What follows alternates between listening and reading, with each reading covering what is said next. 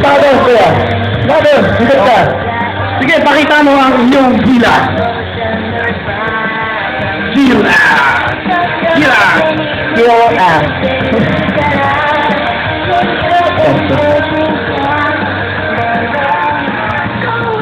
Ayan. Lapit naman kayo! Dito ka na! Dito kayo! Lumapit sila! Tayo dito! Lapit kayo dito! Para makita nyo! Free entrance lang po! Free entrance! Walang bayad!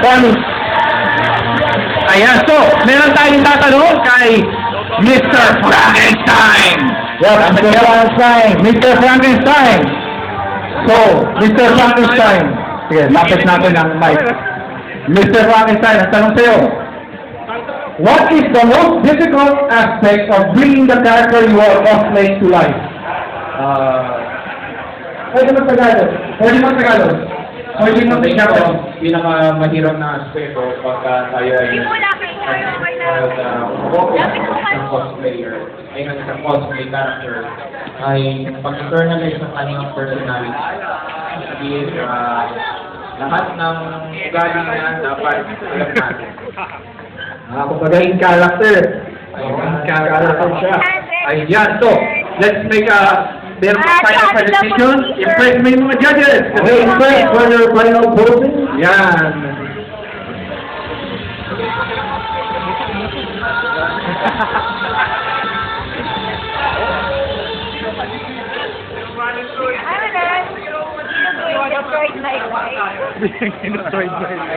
Hindi pa naman.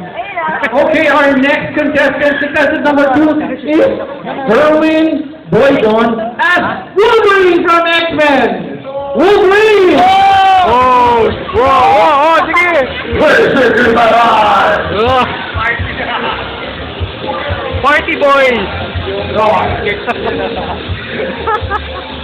Si Party boy pala to. Ano mo? Yes! Ikaw sa taas! Michael B. Moore. Mayari kayo. Generation X na Okay. Generation X-Men! Ayan. Okay, so ngayon, lalapitin natin si Wolverine. Mine is longer than yours, by the way. Wala pa. Dalawang Wolverine ko sa stage. Okay, so ang tanong sa'yo. So, Crazy Red Skull ba yan? Laking kero sa question para sa'yo. Since Wolverine ka, what characteristics do you the most admire for the character you're cosplaying? Where are you? Boy-boy. Hinahanap mo. Anong sa iyo? Ano sa iyo? Wala. Extra life. Hindi, ang question natin ano yung character ano yung ina-admire mo na characteristics ng character mo? Yan, Wolverine yan.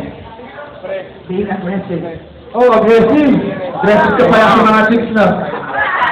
Kaya pala nandun ka kanina, no? Kaya, Ang mga lagi. ayaw mo mga pala, boy. X-Men, no? X-Men. X-Men kayo. May DVD. Alright, so thank you very much. Nag-post pa pala. Post. Pakita mo naman. Doon, pakita mo. Huwag mo lang yun. Ay, tawag ka na naman. Huwag naman yung jeans mo na. Hello.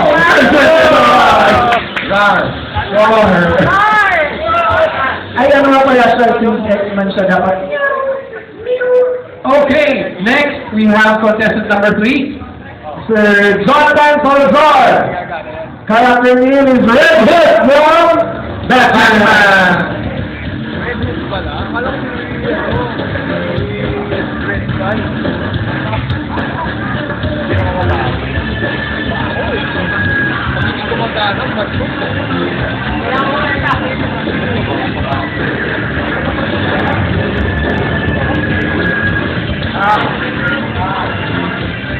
Tatanggal yata, mag-unmask. Ah, naku, oy! Ang gwapo kaya ni Kuya, oh!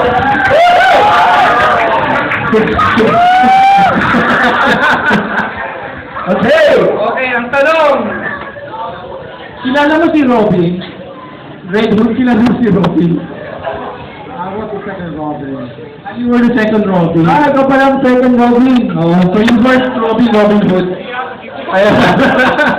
Okay, so yung tanong sa'yo. Okay, ito. Interesting question ito. What makes cosplaying comic book characters different from cosplaying characters from other genres, like say anime? Nako, mas interesting din yun kasi mas magaling pumili sa comics, lalo sa comic books, kasi mas colorful sila. Mas mahirap pa? Hindi naman, pero yun nga, mas may choice ka sa mga costumes nila. So, then, so, mas madali mag-cosplay. Hindi mo mas kiddie siya, or hindi naman kiddie. Hindi naman lahat ng spandex. Okay. Yan, hindi ka nga lang spandex. Okay, spandex. Mas lang nga, naintindihan Batman yan. Okay, Jay, show your last pose to the audience. Impress mo yung mga judges. Pakita mo yung gila. Magpakita ang gila.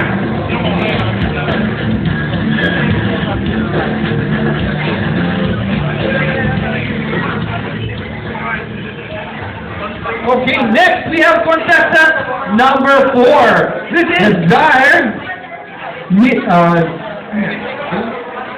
Salazar. John Salazar as Gundam RX-78-2 from Mobile Suit Gundam Origin.